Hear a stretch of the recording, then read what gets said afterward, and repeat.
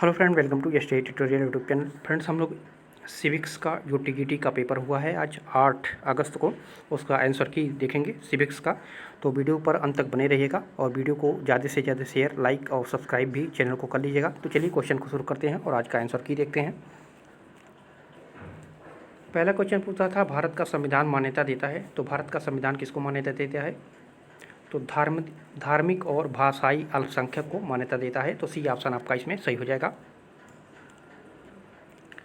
अगला क्वेश्चन है, 42वें संविधान संशोधन अधिनियम 1976 के द्वारा निम्नलिखित में से किन शब्दों को प्रस्तावना में जोड़ा गया था? तो समाजवादी, पंथनिरपेक्ष, अखंडता, ए ऑप्शन सही हो जाएगा। अगला क्वेश्चन है, किसी व्यक्ति को एक ही अपराध के लिए एक बार से अधिक अभियोजित और दंडित नहीं किया जाएगा। यह निम्न में से किस अनुच्छेद में वर्णित है? अनुच्छेद 20 में, डी ऑप्शन करेक्ट हो जाएगा। अगला क्वेश्चन है, किसी ने राज्य को एक ऐसा संगठन माना है जो सर्वसाधारण को यथासंभव बड़े से बड़े पैमाने पर सामाजिक हित की सिद्धि में सहायता देता है। तो ए ऑप्शन सही हो जाएगा, बिलोबी ने कहा था। अगला क्वेश्चन है, किसी ने विचार दिया था कि चूंकि समाज का स्वरूप संघात्मक है, इसलिए सत्ता का स्वरूप भी संघात्मक होना चाहिए। लॉस्की ने कहा था। ए ऑप्शन करेक्ट हो जाएगा। अगला क्वेश्चन है, मूल अधिकारों को प्रवर्तित करने के लिए रिट जारी कर सकते हैं तो किसके द्वारा किया जाता है? तो दोनों के द्वारा, उच्चतम न्यायालय और उच्च न्यायालय के द्वारा। टू डी ऑप्शन करेक्ट हो जाएगा। 8वां नंबर क्वेश्चन था, निम्नलिखित में से कौन एक बहुलवादी विचारक नहीं है? बहुलवादी विचारक नहीं है पूछा है। तो जॉन ऑस्टिन जो था वो बहुलवादी विचारक नहीं था। बी ऑप्शन करेक्ट हो जाएगा। अगला क्वेश्चन है, परायेपन की संकल्पना कार्ल मार्क्स ने अपनी किस पुस्तक में दी थी? तो द कम्युनिस्ट मैनिफेस्टो में दिया था। बी ऑप्शन करेक्ट हो जाएगा।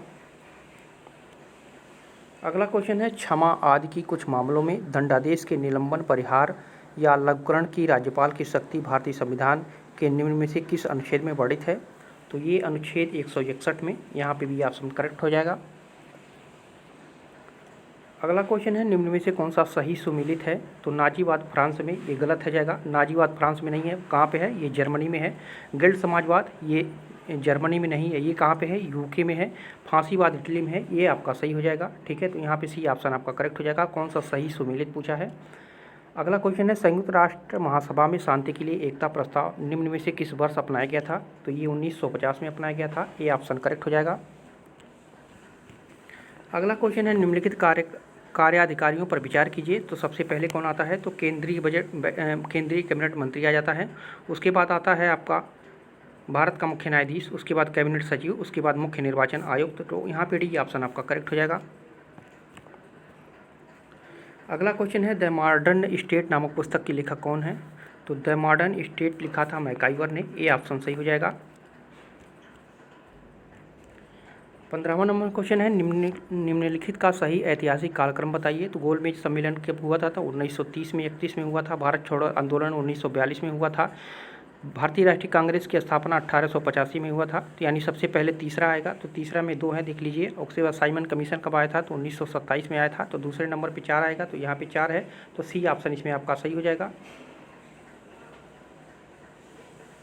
ठीक है, तो यहाँ पे सी ऑप्शन आपका सही हो जाएगा। अगला क्वेश्चन है, भारतीय संविधान में संघ राज्य प्रशासनिक संबंध निम्नलिखित में से किस अनुच्छेदों में वर्णित है? तो ये वर्णन है 256 से लेकर के 263 में। ए ऑप्शन सही हो जाएगा। अगला क्वेश्चन है, किसने कहा राज्य की उत्पत्ति जीवन के लिए हुई है और उसका अस्तित्व सजीवन के लिए बना है? तो ये कथन था लॉस्की का। बी ऑप्शन आपका इसमें करेक्ट हो जाएगा। अगला क्वेश्चन है, संप्रभुता के कानूनी सिद्धांत के प्रतिपादन का श्रेय दिया जाता है किसको? तो ऑस्टिन को। डी ऑप्शन करेक्ट हो जाएगा। 19 नंबर क्वेश्चन है, किसका मत है कि मनुष्य को स्वतंत्र होने के लिए बाध्य किया जा सकता है? तो ये कथन था रूसो का। डी ऑप्शन करेक्ट हो जाएगा। अगला क्वेश्चन है, निम्नलिखित में से कौन भारत के संविधान का अभिरक्षक है? भारत के संविधान का अभिरक्षक कौन होता है? तो भारत का सर्वोच्च न्यायालय होता है। डी ऑप्शन करेक्ट हो जाएगा। अगला क्वेश्चन है, निम्नलिखित में से किसने मताधिकार के लिए योग्यता का समर्थन दिया था? तो जे.एस. मिल ने योग्यता का समर्थन दिया था। 22 नंबर किसने लिखा है, एक संतुष्ट सुअर की अपेक्षा एक असंतुष्ट सुकरात होना अच्छा है? तो ये जे.एस. मिल ने कहा था। डी ऑप्शन करेक्ट हो जाएगा। 23 नंबर क्वेश्चन है, निम्नलिखित में से किस चिंतक ने कहा था कि राज्य व्यक्ति का बृहद रूप है? तो ये प्लेटो ने कहा था, ए ऑप्शन सही हो जाएगा। अगला क्वेश्चन है, निम्नलिखित में से किस विचारक के अनुसार प्राकृतिक अवस्था में मनुष्य बुद्धि या तर्क वितर्क के बजाय भावनाओं से संचालित था? तो ये कथन था हॉब्स का, बी ऑप्शन करेक्ट हो जाएगा। अगला क्वेश्चन है, भारतीय संविधान के किस अनुच्छेद में यह वर्णित है कि ग्राम सभा ग्राम स्तर पर ऐसी शक्तियों का प्रयोग और ऐसे कृत्यों का पालन कर सकेगी जो किसी राज्य के विधानमंडल द्वारा विधि द्वारा उपबंधित किए जाएं? तो ये है अनुच्छेद 243 के क में, ए ऑप्शन सही हो जाएगा। 26 नंबर था, राष्ट्रीय विकास परिषद के गठन में निम्नलिखित में से कौन सम्मिलित है? तो राष्ट्रीय विकास परिषद के गठन में कौन कौन सम्मिलित होता है? तो प्रधानमंत्री होता है, कैबिनेट मंत्री होता है और राज्य के मुख्यमंत्री होते हैं। तो बी ऑप्शन आपका सही हो जाएगा। अगला क्वेश्चन है, निम्नलिखित में से यह किसका वक्तव्य है? संप्रभुता नागरिकों और प्रजाजनों के ऊपर विधि द्वारा अमर्यादित राज्य की सर्वोच्च शक्ति है। तो ये है जिनबोधा का, ए ऑप्शन करेक्ट हो जाएगा। 28 नंबर क्वेश्चन पूछा था, भारतीय संविधान के किस अनुच्छेद के अंतर्गत मंत्रीगण सामूहिक रूप से लोकसभा के प्रति उत्तरदायी होते हैं? तो ये है अनुच्छेद 75 में कहा गया है, सी ऑप्शन करेक्ट हो जाएगा। अगला क्वेश्चन है, किसने कहा कांग्रेस लॉर्ड डफरिन के दिमाग की उपज थी? तो ये लाला लाजपत राय ने कहा था, सी ऑप्शन करेक्ट हो जाएगा। अगला क्वेश्चन है, अनुच्छेद 352 में भारतीय संविधान के किस संविधान संशोधन अधिनियम के द्वारा आंतरिक अशांति के स्थान पर सशस्त्र विद्रोह शब्द का प्रयोग किया गया था? तो ये 44वें संविधान संशोधन अधिनियम के द्वारा, सी ऑप्शन करेक्ट हो जाएगा।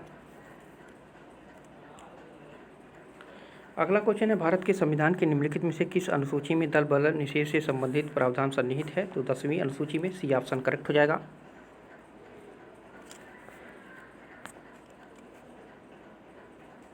अगला क्वेश्चन है, 2 सूची दिया गया था, इसमें मिलान करना था। तो ये आपका हेगेल जो था, हेगेल किससे संबंधित था? तो हेगेल जो संबंधित था वो तत्वशास्त्रीय था, ठीक है। तो ए में आपका 4 हो जाएगा। और ऑस्टिन किससे संबंधित था? तो ऑस्टिन न्यायिक से संबंधित था। मैकाइवर किससे संबंधित था? तो मैकाइवर समाजशास्त्री था और गार्नर विवरणात्मक था, ठीक है। तो यहाँ पे भी ऑप्शन आपका इसमें सही हो गया था, ठीक है। इसको एक बार और कहीं कंफर्म कर लीजिएगा, लेकिन निश्चित तौर पे भी ही इसमें सही होगा।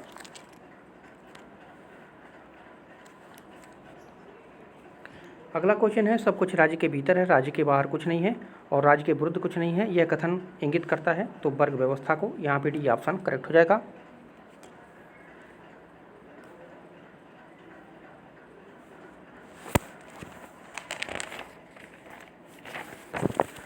अगला क्वेश्चन था, इसमें मिलान करना था, ठीक है। थ्रेसीमेकर्स, तो न्याय शक्तिशाली का हित, तो इसमें सभी जो है समान थे, ठीक है। तो यहाँ पे जो कोट था, यहाँ पे जो कोट था वो पहला आपका सही हो जाएगा, ठीक है। सभी जो है सही था, उसके सामने जो भी थे वो सही थे, तो यहाँ पे ए ऑप्शन आपका सही हो जाएगा। अगला क्वेश्चन है, नौकरशाही शब्द का सर्वप्रथम प्रयोग किसने किया था? तो ये किया था विंसेंट डी गोर्ने ने, डी ऑप्शन करेक्ट हो गया था। अगला क्वेश्चन है, किसने कहा स्वतंत्रता अतिशासन का विरोधी है? तो ये सीले ने कहा था, डी ऑप्शन आपका करेक्ट हो जाएगा।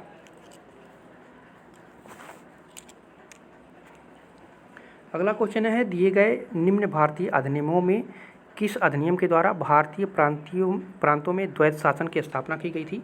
तो ये 1919 का भारत शासन अधिनियम था, ठीक है। यहाँ पे भी ऑप्शन करेक्ट हो जाएगा।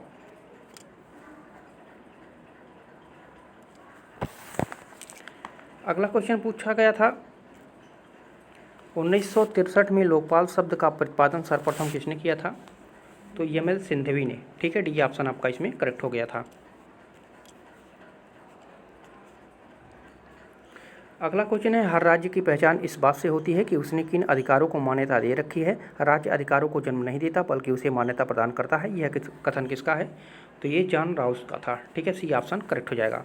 अगला क्वेश्चन पूछा था, शक्ति के संदर्भ में किया जाने वाला राजनीतिक कार्य राजनीति है, यह परिभाषा दी गई थी।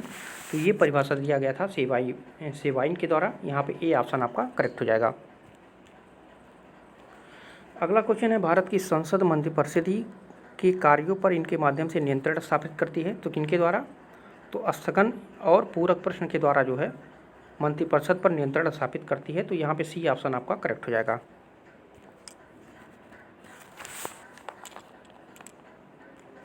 अगला क्वेश्चन है, निम्न उपागमों में से किस एक उपागम की दो मुख्य मांगे प्रासंगिकता एवं कार्यवाही थी?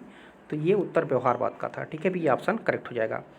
अगला क्वेश्चन है, प्रकृति ने मानव जाति को दो स्वामियों सुख और दुख की अधीनता में रखा, यह विचार किसका था? तो ये विचार था बेंथम का। ठीक है, यहाँ पे सी ऑप्शन करेक्ट हो जाएगा। 44 नंबर प्रश्न पूछा गया था, निम्नांकित वक्तव्यों पर ध्यान दीजिए। भारत संघ की कार्यपालिका शक्ति प्रधानमंत्री में निहित होती है, तो ये गलत हो जाएगा। ठीक है, इसको राष्ट्रपति में निहित होती है।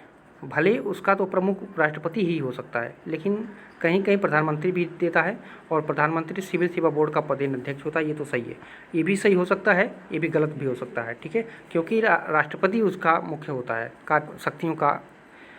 शक्तियाँ उसमें निहित होती है, और वो भले ही प्रधानमंत्री के या मंत्रिपरिषद के अनुसार कार्य करता है। तो यहाँ पे कन्फ्यूजन है थोड़ा सा, आप लोग देख लीजिएगा। सी ऑप्शन वैसे करेक्ट हो जाएगा, दोनों सही है। पूना समझौता पर हस्ताक्षरकर्ता कौन थे? तो गांधी और अंबेडकर थे। बी ऑप्शन करेक्ट हो जाएगा।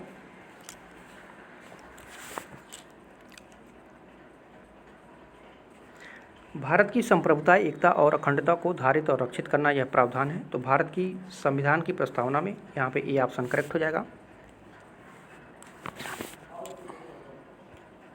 अगला क्वेश्चन है, भारतीय संविधान के अनुच्छेद 263 के अनुसार एक अंतर्राज्यीय परिषद की स्थापना निम्न में से किसके द्वारा की जा सकती है? तो राष्ट्रपति के द्वारा। ए ऑप्शन करेक्ट हो जाएगा। अगला क्वेश्चन है, निम्नांकित में से कौन डॉक्टर भीमराव अंबेडकर की रचनाएं हैं? तो चारों उनकी रचनाएं हैं, चारों उनकी पुस्तकें हैं। तो डी ऑप्शन आपका इसमें करेक्ट हो जाएगा। अगला क्वेश्चन है, यह किसका कथन है कि द्विसदनात्मक विधायिका ऐसी संसद है जो अपने ही विरुद्ध विभाजित होती है? तो ये गार्नर का है। कन्फ्यूजन है इसमें थोड़ा, आप लोग देख सकते हैं, लेकिन आंसर बी ही सही होना चाहिए।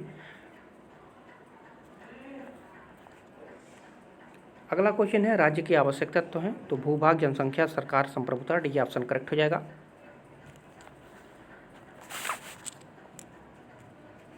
अगला क्वेश्चन है, निम्नांकित में से कौन लोकतंत्र का एक सिद्धांतकार नहीं है? तो लोकतंत्र का सिद्धांतकार नहीं माना जाता है किसको? टाकविले को। ए ऑप्शन करेक्ट हो जाएगा। 52 नंबर क्वेश्चन है, निम्नलिखित में से कौन सा एक लक्षण संप्रभुता का नहीं है? तो विभाज्यता उसका लक्षण नहीं होता है। डी ऑप्शन करेक्ट हो जाएगा।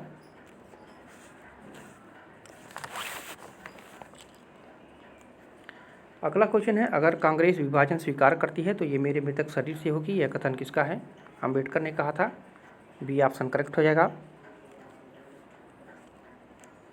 अगला क्वेश्चन है, निम्न में से किसने 1951 के नेहरू मंत्रिमंडल से हिंदू कोड बिल को लेकर के त्यागपत्र दे दिया था? तो सी राजगोपालाचारी ने। सी ऑप्शन करेक्ट हो जाएगा। अगला क्वेश्चन है, संविधान का कौन सा अनुच्छेद यह व्यवस्था देता है कि प्राथमिक शिक्षा के स्तर पर मातृभाषा के निर्देश देने की समुचित सुविधा प्रदान करना प्रत्येक राज्य का प्रयत्न होना चाहिए? तो ये 349 कहता है। ए ऑप्शन करेक्ट हो जाएगा। किसने कहा समानता की अभिलाषा के कारण स्वतंत्रता की आशा व्यर्थ हो गई है? तो ये किसका कथन है? तो लॉर्ड एक्टन का। सी ऑप्शन करेक्ट हो जाएगा।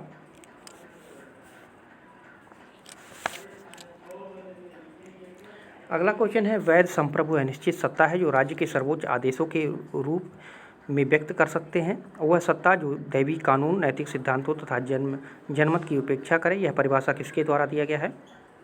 तो ये सीले के द्वारा दिया गया है। बी ऑप्शन करेक्ट हो जाएगा।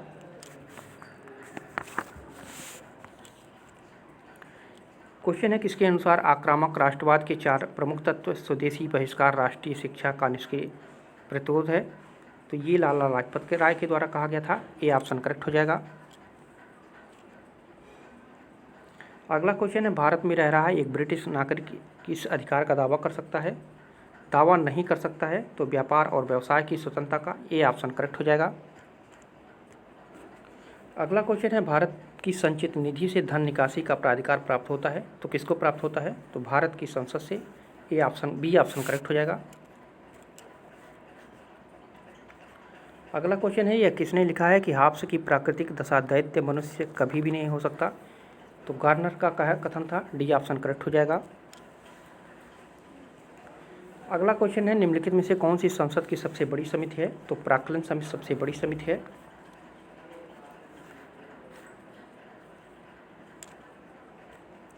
अगला तो सूची दिया गया था और उससे संबंधित पुस्तकें थी, तो यहाँ पे कौन सा सही हो जाएगा? तो बिपिन चंद्र पाल की पुस्तक थी द सोल ऑफ इंडिया, ठीक है। और भीमराव अंबेडकर की पुस्तकें थी, भीमराव अंबेडकर की पुस्तक कौन थी? तो थॉट ऑन लिविंग स्टेटस, ठीक है। और महात्मा गांधी का हिंद स्वराज और बाल गंगाधर तिलक का गीता रहस्य। तो ये कोट नंबर ए आपका इसमें सही हो गया था, ठीक है। कोट नंबर ए इसमें आपका सही हो गया था।